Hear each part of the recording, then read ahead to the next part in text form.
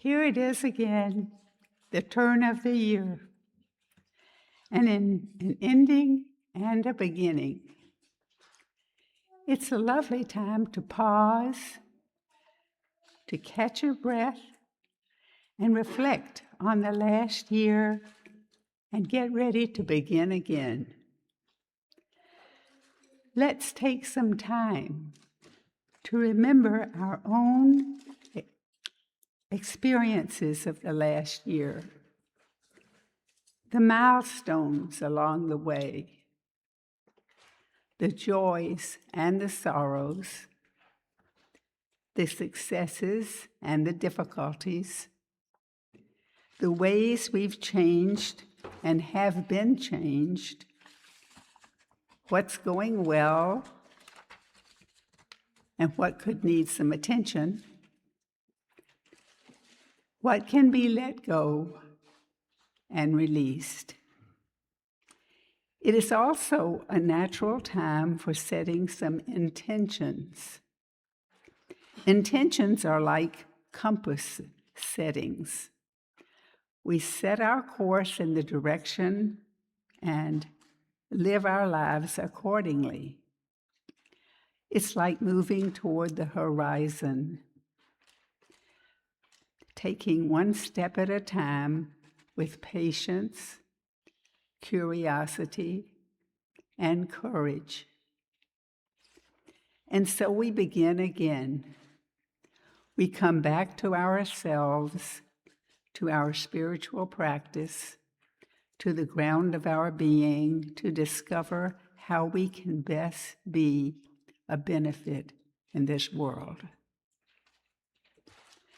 We begin with a period of reflection in which poems will be read by our lay chaplains. Each reading will be followed by a short, silent meditation. Then we will sing in unison Dona Nobis Pacem, which is number 388 in our hymnal. Please remain seated during the singing.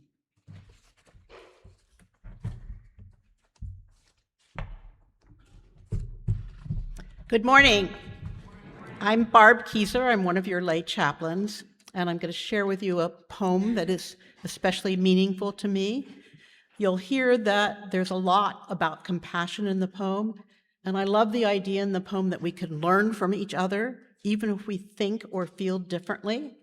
I try to suspend judgment and just listen when I meet a different point of view. That's not always so easy with our current political divide. I try to remind myself that everyone is human and doing the best that they can. Compassion matters a lot, so recognizing the sacred in each other has been a lifelong quest for me. Growing our compassion will make this a better world. I love the idea that we are holding each other. Let's keep on trying to be there for each other and make growing our compassion a practice for all of us. The poem is by Julian Lepp. It's called The Richness of Our Differences. We seek our place in the world and the answers to our heart's deep questions. As we seek, may our hearts be open to unexpected answers. May we be reminded that all beings are whole, sacred, and worthy. Let our hearts be welcoming of multiple truths, not holding hard or fast to closed-mindedness or judgmental thinking. What can we learn from each other in the richness of our differences? May the heart of compassion help us to recognize the sacred in each other and bridge these differences in these challenging times. May each of us be held in relationship, accountability, and the power of beloved community.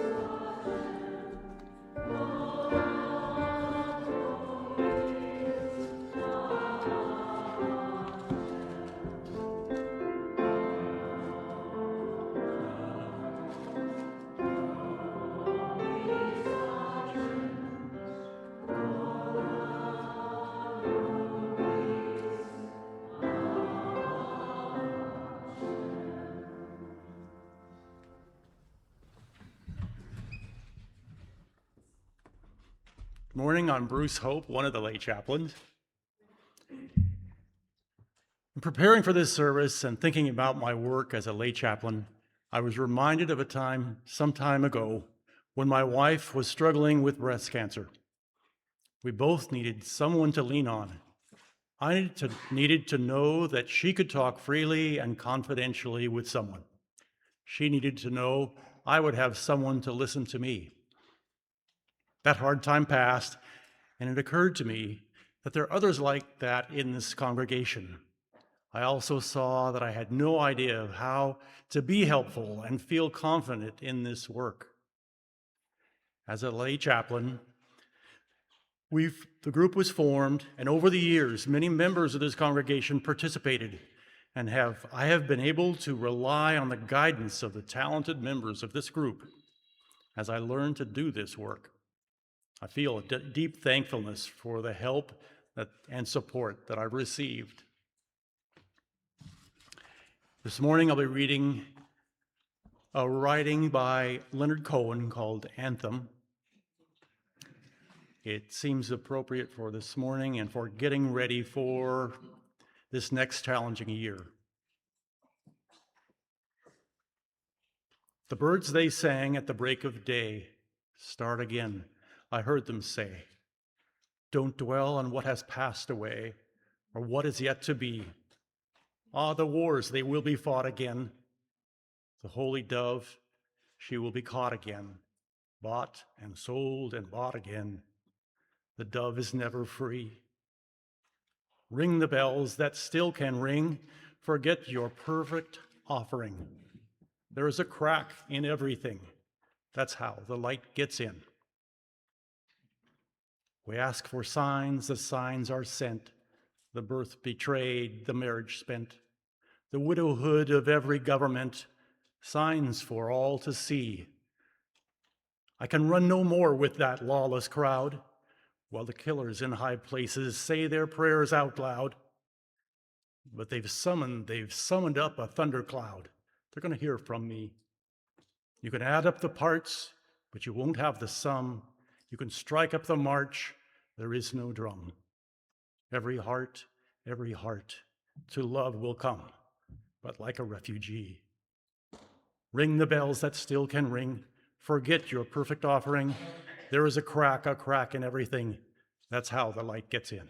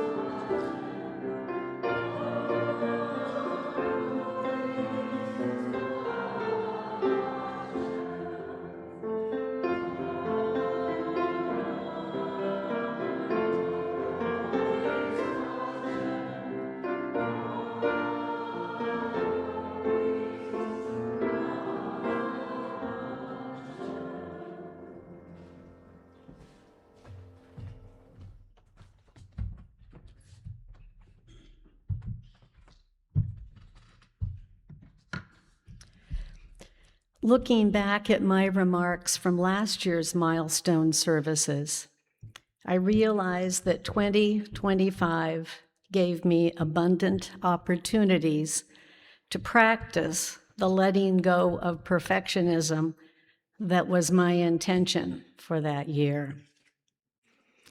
So how did I do? I showed up when needed, even if I wasn't quite ready. I jumped into some sad and complicated situations and played it by ear, fortunately with the help of my steady partner, Fred.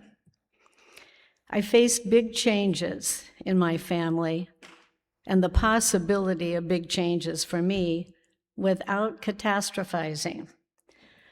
But after a powerful sermon by Rev Tovis on compassion, I reflected on my recent personal journey and came across these words by Henri Nouwen, the late Dutch priest and theologian. Let us not underestimate how hard it is to be compassionate. Compassion is hard because it requires the inner disposition to go with others to a place where they are weak, vulnerable, lonely, and broken. But this is not our spontaneous response to suffering. What we desire most is to do away with suffering by fleeing from it or finding a quick cure for it. Boy, do I see myself there. My aspirations are good. I want to help, but I find it easier to offer advice or to just get going on finding a solution. I know what my intention for 2026 must be. Problem solve less and listen more. I want to learn to sit with kindness in the darkness of those who are suffering. I want to learn to sit with kindness in my own darkness. A poem came my way, written by Penny Hackett Evans, that I intend to hold in my heart this coming year. For friends who have challenges, I write to say I am sending you light, tiny light, one match struck, the first spark for your dry kindling, or maybe a pinprick of starlight coming from millions of miles and years just into your dark room. Or maybe one small white candle, warm wax dripping into the cold.